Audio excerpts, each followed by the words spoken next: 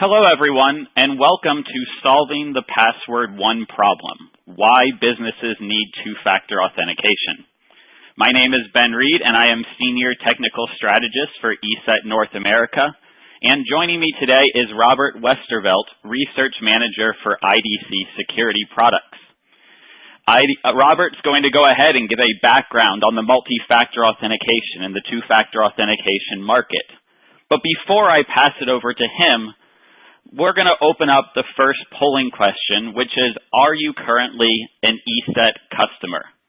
Go ahead and answer that question, and in doing so, I will hand it over to Robert so he can get started.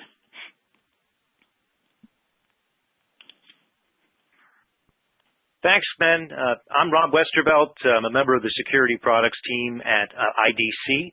I've been covering security for more than a decade, and I like this space. I think this is a foundational or an interesting area that has to be executed on by enterprises because attackers are certainly going after account credentials like never before. They want to be valid, seen as valid on the network, and they can, once they get the keys to the kingdom, it results in a lot of these high-profile data breaches that we see. Just to begin, it's going to, over the next 20 minutes or so, we'll talk about, we'll go into detail about multi-factor authentication and effective password management, and we'll explain why forensics investigations identify stolen credentials as the most common element in data breaches. How insiders play a role in exposing data and explore, we'll take a look at effective ways to add multi-factor authentication to your environment. Ben, is this poll question 2 live right now, whether you experienced a security incident or data breach? Yes, I went ahead and made that poll live, so if you can go ahead and answer this polling question. Have you experienced a security incident and data breach in the past year, past 5 years, maybe sometime before 5 years, or no, not at all? So that question is open now. That's great.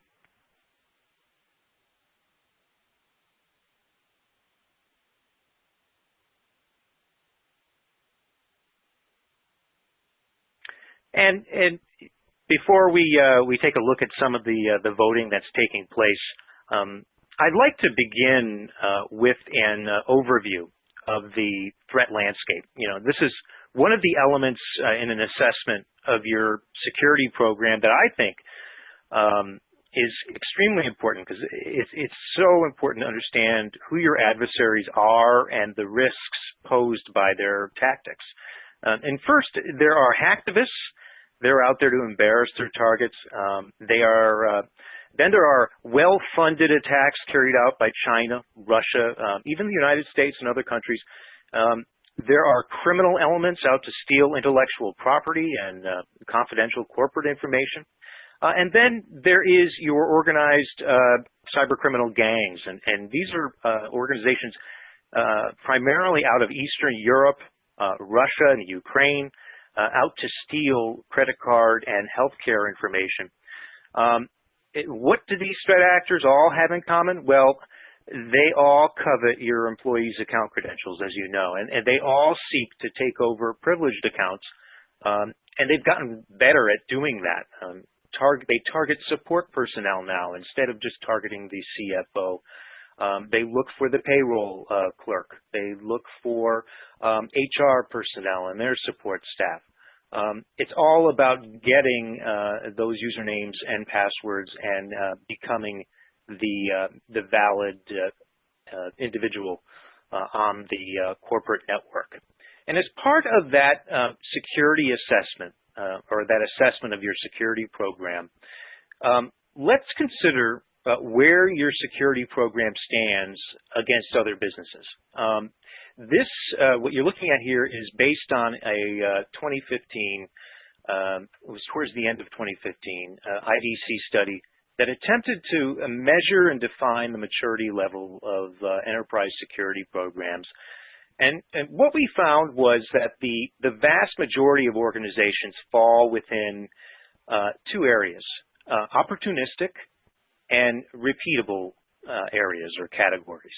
Now, opportunistic enterprises, about 32.4% figure there, they consist of those with reactive responders. These are organizations mainly involved in running a compliance-oriented program. They have full-time IT staff that address, the most significant security requirements out there.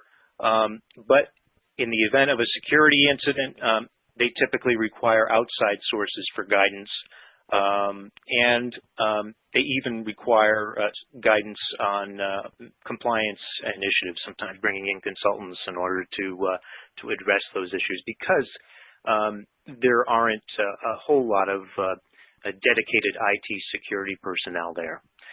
The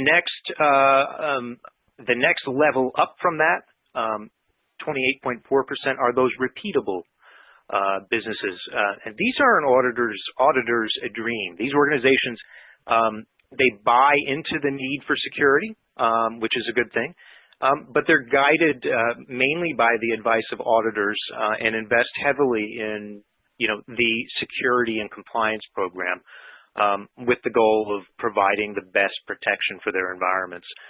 That's a good thing, but unfortunately, these businesses continue to suffer security incidents because they typically just don't go above and beyond that compliance checkbox. They're driven by the compliance mandate. So consider where your organization falls in terms of security program maturity, and how to really identify ways to properly allocate resources to get to that optimized category at the far right there. Ben, can we go back to the voting and take a look at the results of that first question about having a data breach? Just curious as to what we definitely. So looking at it, it looks like 12% of the people who voted have had a data breach or security incident in the past year, 17% in the past 5 years, and then 3% have had it at some point in the past. So overall, it's looking like 33% of people here today have had a data breach in their past in their organization. And that's really not surprising at all, is it, Ben? I mean, I think that oftentimes if an organization hasn't already suffered a data breach, the fact of the matter is that there isn't enough visibility in place to even tell if a security incident or data breach actually took place. Visibility is limited for most organizations. Exactly. Yeah. So let's move on, and I think it's really important to take a look at, before you invest in further, you take a look at your security program and what, in fact, is happening in terms of its maturity level, where you can allocate those resources properly. So what's going on out there? IDC conducted a survey. This is fresh data that came in August, and we found phishing, ransomware, spyware, and other web-based attacks are among the top threats that enterprises are dealing with. And at the core, I think, of many of these threats, especially the phishing and ransomware attacks, is the attacker's goal of getting those valid account credentials to get that initial foothold into the corporate network. Ransomware, in particular, has been an especially troubling area. I've been to a number of forums on the subject. It's a topic that the FBI is very much engaged with at this time, and it's one of the threats that the FBI said is growing significantly just this year alone. And these are attacks that, of course, encrypt files on PCs and then try to extort the victim to pay a fee for the key to unlock the files. You've probably heard or seen the headlines about healthcare organizations really getting hit with ransomware, and that impacts patient care, and also at even a standard enterprise, not necessarily a hospital or a clinic. It disrupts business operations, and it can be very costly. And you know, ransomware has been around for years, but it was relatively easy for administrators to address up until now, because today, now, most of the ransomware attacks have become even more dangerous because of the use of enterprise-grade encryption, and you can't just attempt to break that encryption algorithm when in fact it is, very strong encryption. Again, most of these attacks are automated and are driven by the desire of the attacker to get those valid account credentials, and that's why I think there's a big focus right now on addressing phishing and addressing attacks that are either web-based or, in the case of ransomware, delivered via email, attachment, or malicious links. And here is a look at the identity and access management market. And enterprises are certainly increasing spending on single sign-on, multi-factor authentication, and managing user privileges. They're adding multi-factor authentication for privileged users, or even across the entire corporate network to make it difficult for the attacker. Privileged access is experiencing more than 46% growth. It certainly reflects an interest in enterprise CISOs in addressing an area that I think is of extreme importance, insider threats. And it all kind of snowballs into what we're talking about today. It's about increased vigilance over insiders to reduce costly errors in judgment and really validate, have a secondary mechanism in place to validate that the person trying to authenticate is in fact an employee or a partner or a contractor.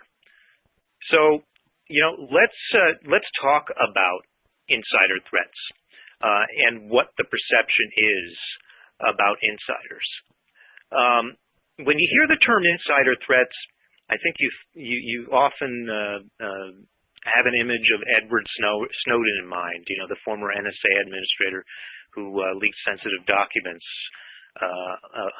sensitive government documents, or rogue employees out to steal confidential data.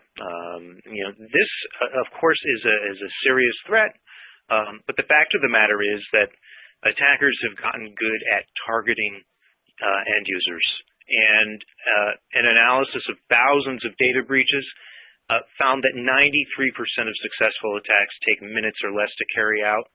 And this analysis from the 2016 Data Breach Investigations report from Verizon, it found that 63% of attacks involve a weak or default password. These attackers are good at tricking your employees into giving up their information or clicking on a malicious link or file attachment. And, I've talked to countless numbers of forensics investigators who have been involved in documenting data breaches across the board, and some of them the ones that make the headlines. And time again, they say that if two-factor authentication or multi-factor authentication was in place, it could have prevented the breach, or at least made it more difficult for the attacker, slowed them down so that the breach it could have been detected, or that the intruder could have been detected before data was exfiltrated, stolen. And the problem is human fallibility, and we all make mistakes. And I encourage you to check out the 20 critical security controls. This is a widely accepted security framework maintained by the Center for Internet Security. It can be used by organizations to allocate security resources to areas that have the biggest impact. On the left are the top 7 human or insider risks, and on the right-hand side are some of the security best practices that can be applied to reduce those risks. Implementing multi-factor authentication and certainly increasing password complexity are the 2 areas that the critical security controls really say have the biggest impact. And with that, we should probably open up the poll about whether your organization regularly prompts employees to change their password. That mechanism has been in place for quite a long time, especially in Windows networks, and certainly it's something that we're interested in hearing from you, whether there is some kind of plan in place to rotate those passwords. So let's take a look at password management, getting users to increase the complexity of their passwords, and that's really no easy task. You can start at the help desk, strengthening your help desk password reset process, permitting user password resets only with the callback and PIN authentication or some other form of cross-verification. Take a look here at 2 significant data breaches where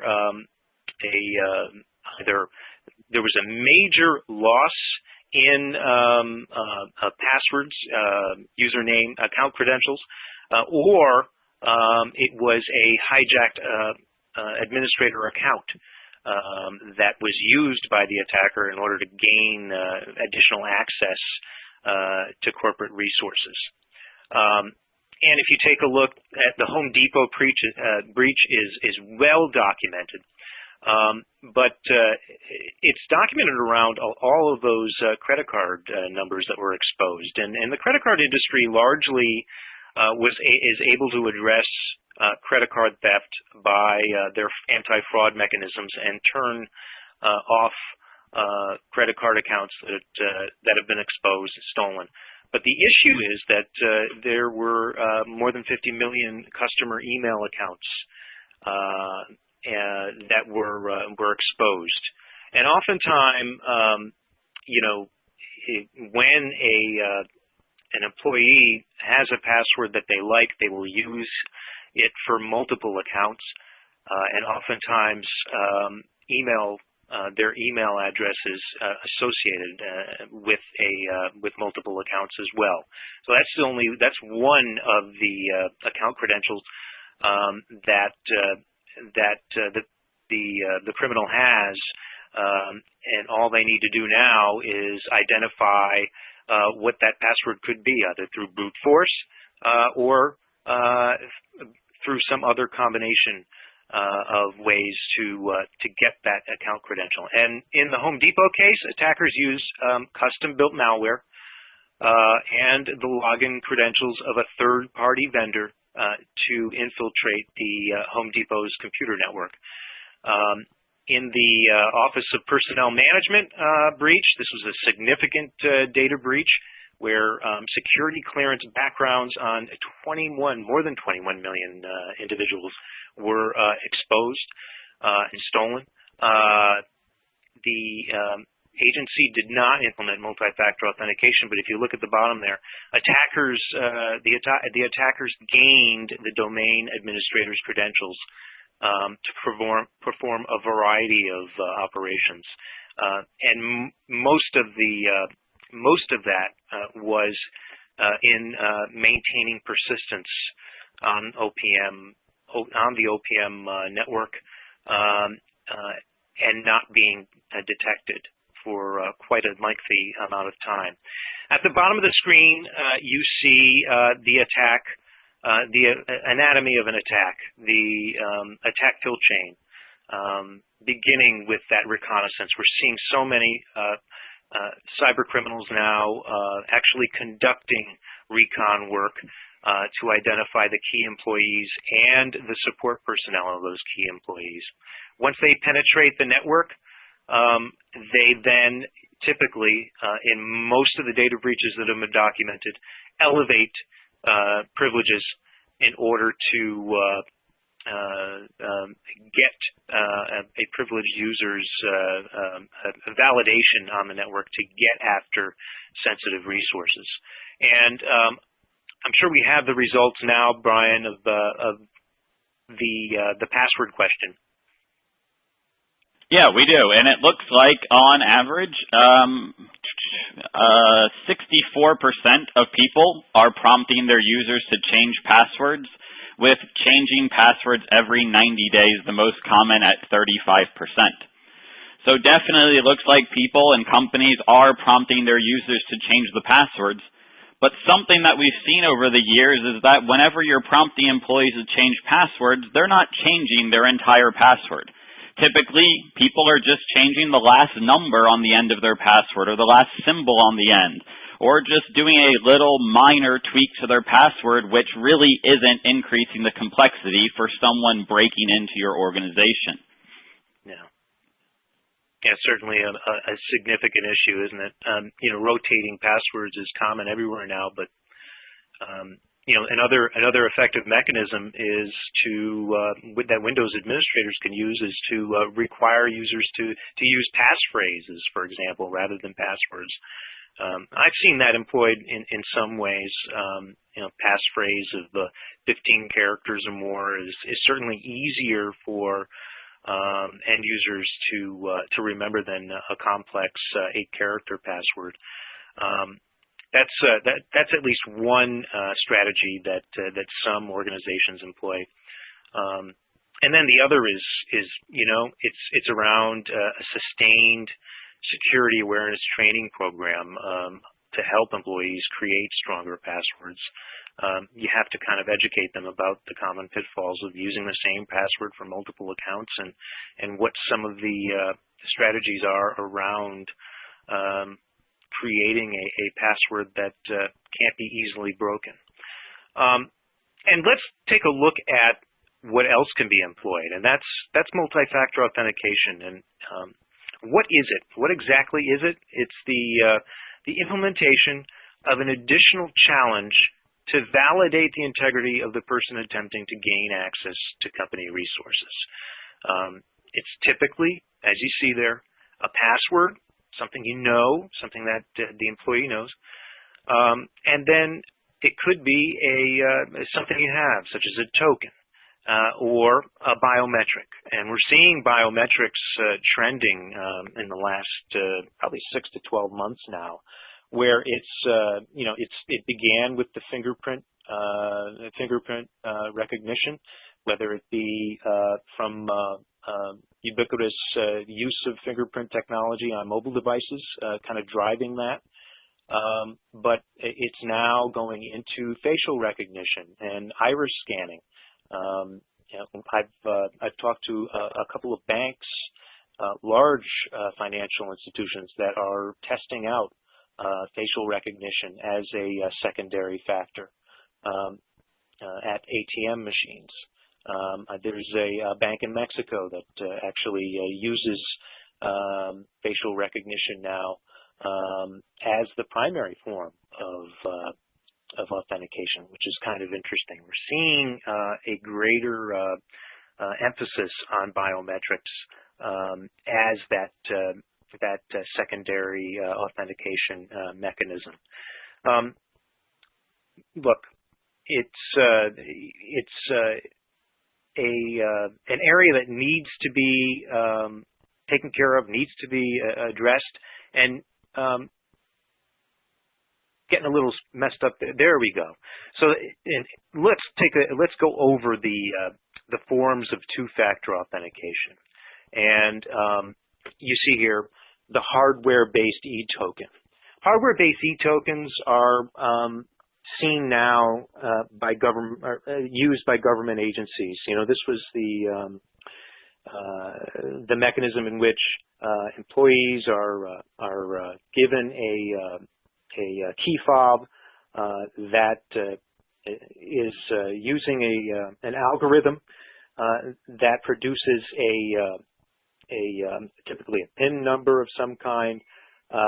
This is used by defense contractors. It's also used in the pharmaceutical industry and other regulated areas, financial industry, of course. It's been validated, it's been used over time, and continues to be one that is being adopted in greater numbers. Why? Well, the hardware-based e-token has come down in price. It's cheaper than it used to be, and it's become economically feasible for organizations to issue those to employees, or even for banks to issue those to customers for high value transactions. The challenge and response, previously entered into the authentication server. Image response, we see that with financial organizations in which the end user or the customer chooses an image that is stored in the authentication server, and they must confirm that that is indeed the image that they see when they log in. A random number created by an electronic device other than the e-token. This is the smart card or the grid cards that are also becoming increasingly common. And actually, IDC has seen more consumers using this form of authentication. It's especially security, those that are security oriented, that are using password managers. A lot of times they will incorporate support for these kinds of random number smart cards. And the mobile device. This is something that I think most of us know and see day in and day out, that the mobile device is now used as a mechanism for multi-factor authentication. And key here with the mobile device is that it's out of band, meaning that this is a measure that is very difficult for an attacker to spoof, to carry out, because it's not in line with with a single device or a single pathway that a user uses to actually authenticate into the resources they require. And biometrics we previously covered. So we'll move on to the next slide here. Some common authentication techniques. This is a look at a variety of mechanisms that we're seeing employed increasingly. You've got electronic credentials that include everything from biometrics to the use of passwords, to the use of PKI for encryption and decryption. Digital certificates, of course, used as the primary form of trust on websites and web servers. And passwords really have been putting a burden on help desks, especially if there is no self-service mechanism there for organizations to give to their employees. The help desk can really incur costs and time waste just dealing with a password mechanism. And that's why we're beginning to see the use of analytics or adaptive authentication measures. what is adaptive authentication, or what is the use of analytics. We're seeing more identity and access management suites solutions come out with behavioral analysis capabilities. This isn't necessarily employee monitoring.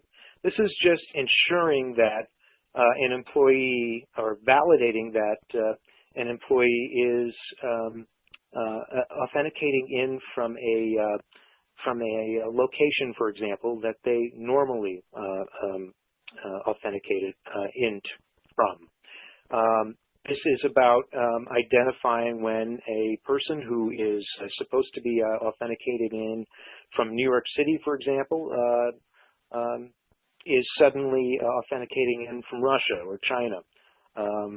This is, it goes beyond just that, because we know that attackers can actually spoof the location of a user.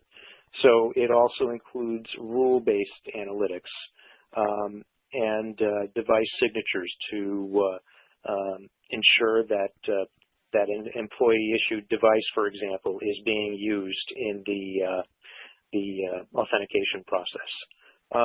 Shared secrets. Of course, a one-time password is employed by a lot of organizations, especially to address privileged users.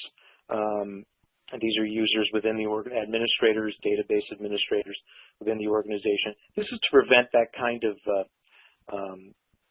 account hijacking that is associated with a lot of those high-profile data breaches, and the two that I just mentioned, the Home Depot breach and the OPM breach.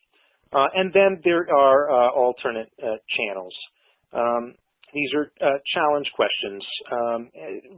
Challenge questions are an interesting area, because what we're beginning to see is that it's also an easy area for criminals to identify the answers of common challenge questions.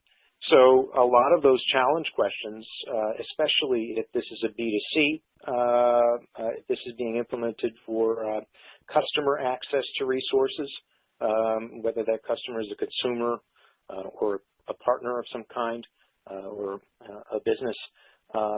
Challenge questions can be often a challenging way for that disrupts the authentication process. And if you're doing business, it's one of the areas that organizations they in some cases have to employ for compliance reasons, but they really don't want to, because it can be frustrating to the end user if it's not done properly, employed properly. So you have to look for solutions really that are that easy to deploy, that don't disrupt the end users, and that can be managed fairly easily over time. So in terms of implementing multi-factor authentication, the first thing you need to do is identify the system scope. Take a look at the resources you are trying to protect, and identify the users that have access to those resources, and whether those users really need to have access to those resources. There are solutions out there on the market that can automate this process. It's very much like the data discovery process, where it can be a very challenging project, but the results are extremely rewarding once you identify who has access to those sensitive resources, and determine how exposed those sensitive resources are, whether you're really mitigating risk enough. Establish the user scope of a multi-authentication project. In other words, the most successful projects that I've seen done, and IDC has gotten a number of enterprise inquiries on multi-factor authentication, have started out small. these are not necessarily immediately rolled out to the entire workforce. It's a certain subset of that workforce, whether it be the financial group of the organization, whether it be a specific subset of users that are dealing with sensitive information that you want to put an additional check on when they do authenticate into sensitive resources. And increasingly, we're seeing interest in finding ways to limit or restrict partner and contractor access, because time and time again, a lot of these data breaches are driven by third parties. So you can put all the security restrictions in place to prevent a data breach at your location, but if you are not implementing multi-factor authentication, if you're not challenging partner access or contractor access, and managing those access privileges over time, because a lot of times contractors leave, a lot of times partners are sharing access credentials, whether they should be or not.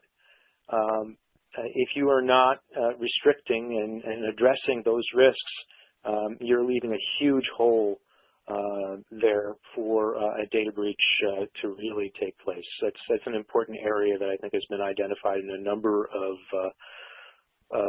guidance frameworks, security guidance frameworks out there.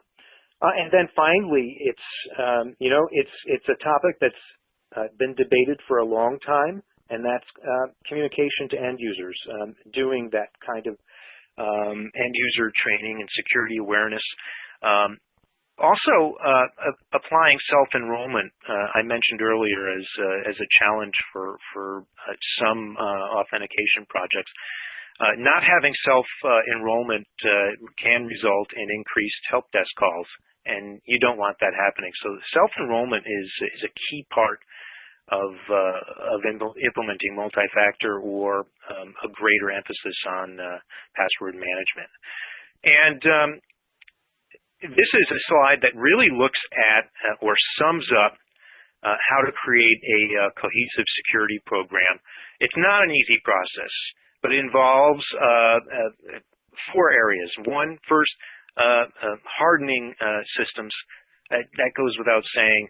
It includes vulnerability management, configuration management, patch management.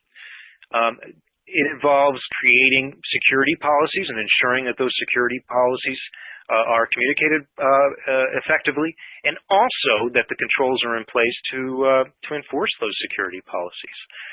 Oftentimes, organizations will update their security policies, but really they have no way of enforcing them. And when a careful assessment takes place, hopefully that assessment takes place to identify that you have a huge gap there where you have established security policy, but you just don't have any way of enforcing them. Monitoring activities and events.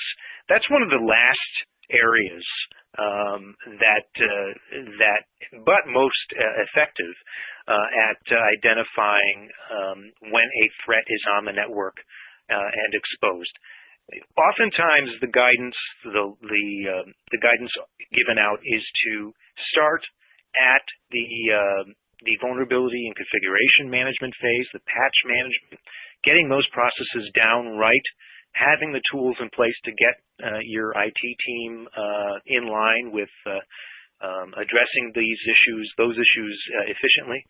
Addressing identity management is secondary, and then you can, after you ensure that your policies and your enforcement processes and your controls are in place, then you can add that additional monitoring layer, and not only get that visibility needed to identify when a new vulnerability is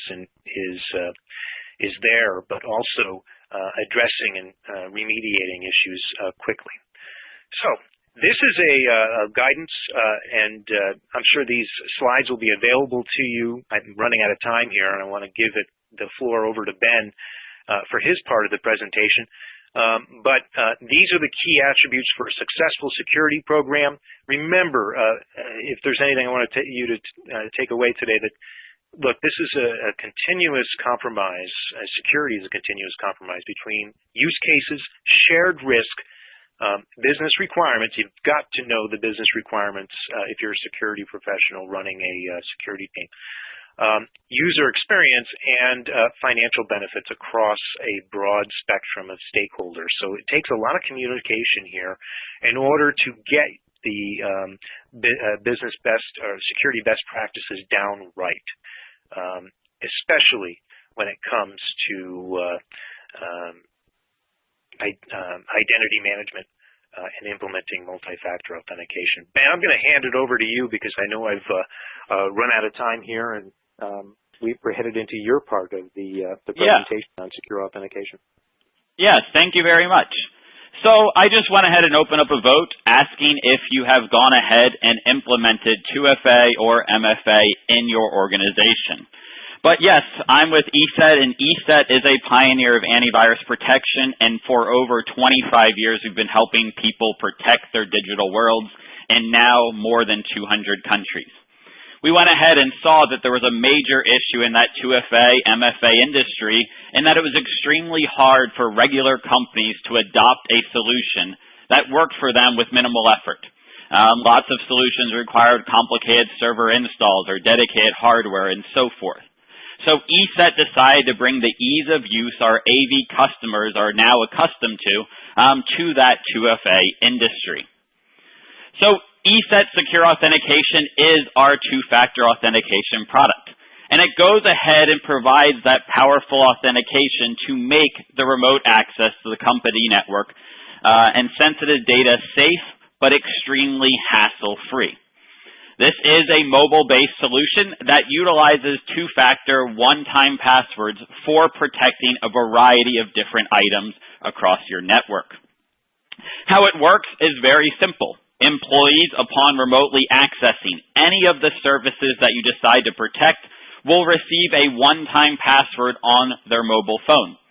The password is then used to complement and both strengthen the usual authentication process. And one thing that we like to get a feel on is what do companies really feel as though is a key challenge in going ahead and implementing a 2FA and MFA solution. Some companies we talk to think that the major problem and why they have not implemented the solution is because of the user training or implementation time or server or hardware requirements, or just the fact that it's another thing that their help desk would have to deal with when it comes to resetting people's passwords or locking out their users and so forth. So I went ahead and opened up this polling question so we can get a good feel on what you actually see is one of the major roadblocks to deploying this. And those kinds of questions and those kinds of problems are exactly what ESET Secure Authentication went out to fix. So ESET Secure Authentication is extremely easy to install, roll out, and manage. In fact, we have guides that are protect your VPN in less than 10 minutes. At some trade shows, we actually have contests on come onto our server, go ahead, install ESET Secure Authentication, implement it, and protect a VPN, all in 10 minutes or less without any previous background on the solution. The entire installer is 12 megabytes, so it has an extremely low infrastructure footprint. And there's no user training for any of your help desk because it extends Active Directory users and computers by simply adding an extra tab within there so that you can easily provision users to utilize two-factor or not. For larger companies, we have a fully documented API and SDK that allows you the flexibility and extendability to bring our two-factor solution to any sort of application that you might have internally. And all of the features are bundled into a single price. There's no hidden cost. There's no extra hardware that you need to purchase. It's licensed by the user, and the cost covers every single protected user. And ESET Secure Authentication, out of the box, has the ability to protect desktop logins, so Windows Gina authentication, VPNs, remote desktop, even things like Office 365 or Google Apps by means of Active Directory Federation services, and any other radius-capable device we can protect. And in saying that, what do you find is the most important for your organization to actually protect? What are you most worried about being compromised that you'd want to take a two-factor solution and put it in place to actually protect? So we have VPN, desktop logins, remote desktop, Outlook web access, and of course, other. In saying that, we can go a little bit deeper into the desktop login protection. In doing demonstrations of the product and talking with customers, we see this as one of the most important factors going forward. With so many companies going to users of laptops and mobile workforces, having that extra level of protection on those devices is what we see the most conversations around. And so our desktop login protection adds that extra level of protection, and it works both online and offline. So no internet access is recovered at all. From Active Directory, if the user ever would forget or lose their mobile device, we have a master recovery key that your help desk can generate via Active Directory. Then they can give them that master recovery key over the phone, and they're able to get right back into their system. Not only does it just protect desktop logins, but because it has Windows Gina authentication and integration, it also protects safe mode, Windows lock screens, the login screen, and any UAC prompt or escalation. So you can make sure that only the proper users are actually becoming an administrator on the computer. We also have a setup guide for integration directly with Linux and Mac in a login protection as well. So the installation, like I mentioned, we have these contests and we talk about how simple it is to get it installed and how it can get installed in 10 minutes or less. It's as simple as hitting the next button 3 times on any domain joined server. And what it will do first is it will go through and double check to make sure that your Active Directory is healthy, make sure your DNS is healthy, and so forth. And it will run through all of the different battery of tests, and if for whatever reason a test fails, it will tell you exactly how to fix whatever problem it might be. Once you click Next, you're brought to the next screen, which shows you all of the different components that ESET Secure Authentication has the ability to protect. And to make it even easier, we go out and we will automatically detect what applications are installed in your organization. If we see Exchange installed, we'll automatically enable Outlook Web Access Protection. If we see SharePoint installed, we'll automatically check that box and so forth. So we make it even easier by helping the user figure out what applications they actually have in their environment and which ones we can go ahead and protect for them. After you click Next again, it will go ahead and install. Then afterwards, it just simply adds an extra tab within Active Directory users and computers where you have the ability to provision a user. You can actually go ahead and provision users all at the same time. You could select 1,000 users all within Active Directory and provision them all at the exact same time. And you can choose what you want them to utilize to actually get that second factor. You can use SMSs, you can use mobile application or cell phones, or you can utilize any hard token as well. But directly from here, as you can see, it's integrated directly into that user interface. You finally click, and this is where you can make that decision about the 4 different things that we support. Most companies are now moving away from SMS, just due to the fact that people can take your SIM card or copy your SIM card, then they would have the ability to steal that second factor as it's coming in through SMS. The mobile application is usually what most companies go with, and it's what most companies are familiar with. You log into an application, you pull up your mobile phone, you enter in the second factor given to you through that mobile application, and then you're authenticated into the system. But we also go ahead and work with any OAuth compatible hard token. One of the most common ones is YubiKey, which can be purchased off Amazon. And then finally, something new is push notifications on Android. So after you log into a system, instead of you having to open up a mobile application, it actually sends your Android phone a push notification asking if you were the person who recently logged into a protected system. So what does it look like in real time? So whenever you have a desktop login screen, it looks something like this on Windows 10 or on any recent Windows Server environment. You'll enter in your username and password like normal. Then it will pop up a new box prompting you for that one-time password. This is where you would go ahead and either get the code from your SMS, get the code from your mobile application, or utilize your hard token to generate the code.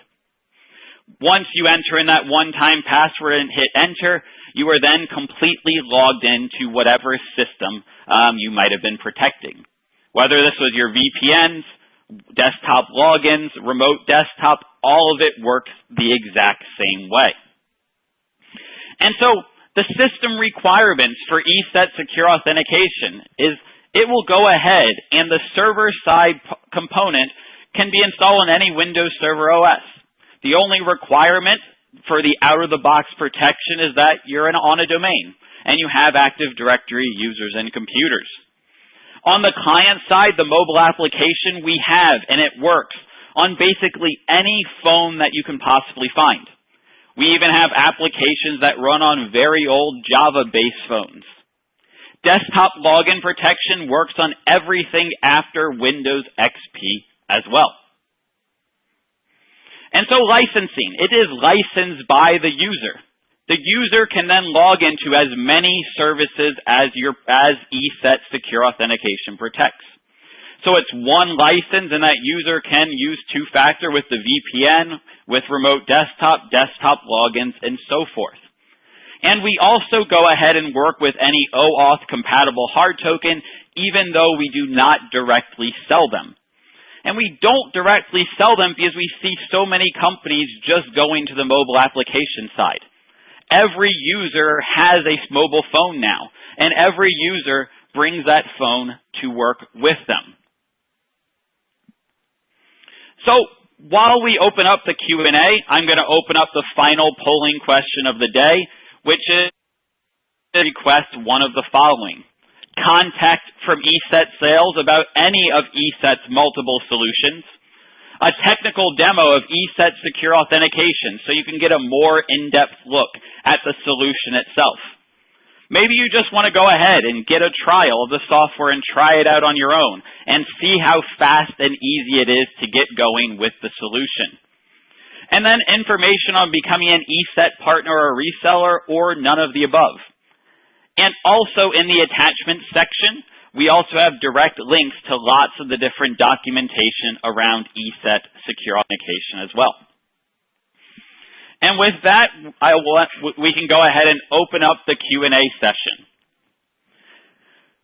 So it looks like quite a few questions are, will the slides be available? Yes, the slides will be available after the presentation, as well as this presentation is recorded so that you can come back and watch it again and get any information that you might have missed.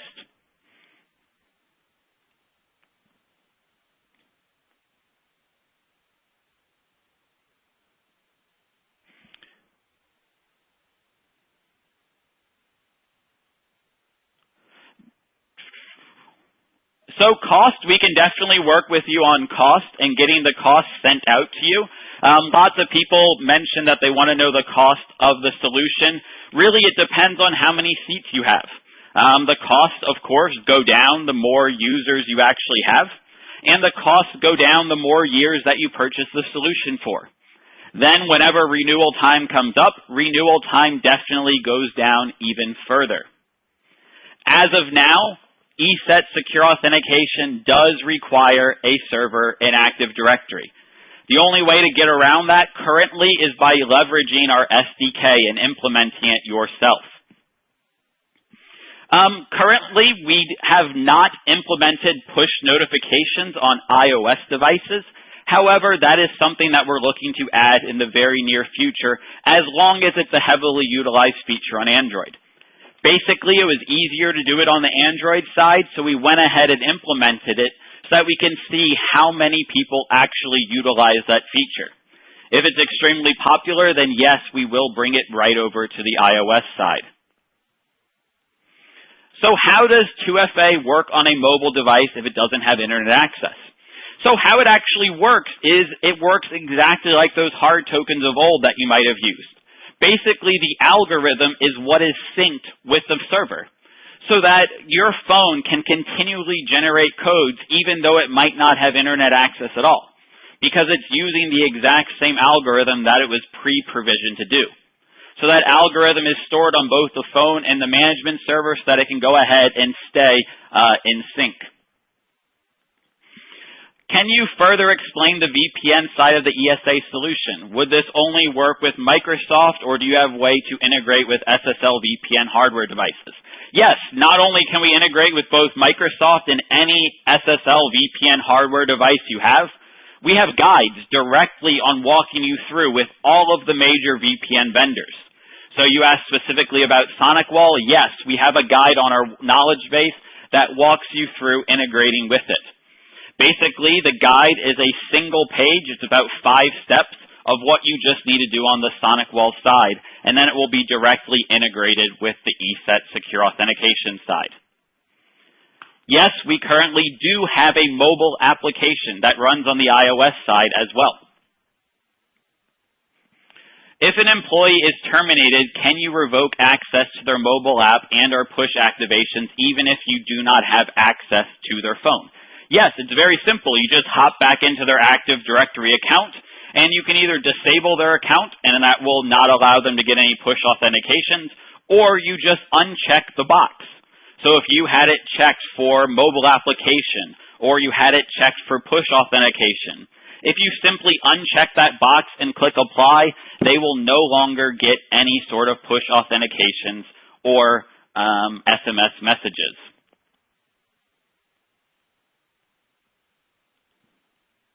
Hey, Ben. Yes. Rob Westervelt here. One of the questions I saw that I thought was interesting was from someone who said that they had, I think, a dozen. They had employees that had they found password lists sitting on their servers, and in response to that, I think one of the greatest security measures that you can undertake is ensuring that IT staff shouldn't be knowing the passwords or shouldn't have access to the passwords of any employees in the company. In fact, some organizations, have a written policy and enforce that policy in terms of employees sharing a password with IT. Most identity and access management solutions will have a mechanism for resetting passwords, but certainly IT staff shouldn't have to have everybody's have access to everybody's password. Yeah, and there's lots of solutions out there that help users maintain passwords and keep track of passwords in a secure way, but definitely IT should not have access to a user's passwords. And that kind of goes with the education part as well, making sure that your users are educated to know that it's not a good idea to keep a list of passwords on a document or on their desk and so forth. Yeah, and I've also seen the use of enterprise-grade password manager solutions. Instead of just doing user education, you can get one of those password manager solutions in place. And I've talked to a number of large enterprises that have signed on with some of those solutions to really get end users to create strong and unique passwords. Yeah, definitely. So it seems like quite a few people are still asking about the price. Price we can definitely have sent out to you directly after this call, a quick quote. Of course, if you don't like the quote, if you think it's too expensive or what have you, you don't have to get any more emails from us. We're not going to spam you with emails and so forth. I just handle the technical side and do not handle the sales side of things, so I don't have the exact pricing for 15 seats or what have you. But we can definitely have that sent to you after the call.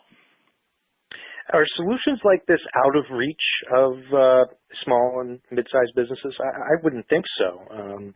No, definitely not. We have customers who have 5 seats. We have customers who have 10 seats. We have customers who have thousands or tens of thousands of seats. So definitely this isn't out of reach for any customer, and that's what we set out to do with ESET Secure Authentication, is make it so the small businesses have the ability to go ahead and implement this solution very, very easily and very quickly. Yeah, certainly have seen a lot of increased automation and more ways to make deployment much easier and less disruptive. Exactly. So it looks like we're running out of time. Thank you very much for all of your questions. Like I mentioned, if you have any more questions, if you want to access this presentation after, it will also be available. But if you do have those questions, don't hesitate to answer the current open poll to get more information. We can contact you and answer any extra technical questions you might have. But I want to go ahead and thank Robert once again from IDC, and thank you everyone for your time, and have a great rest of your day.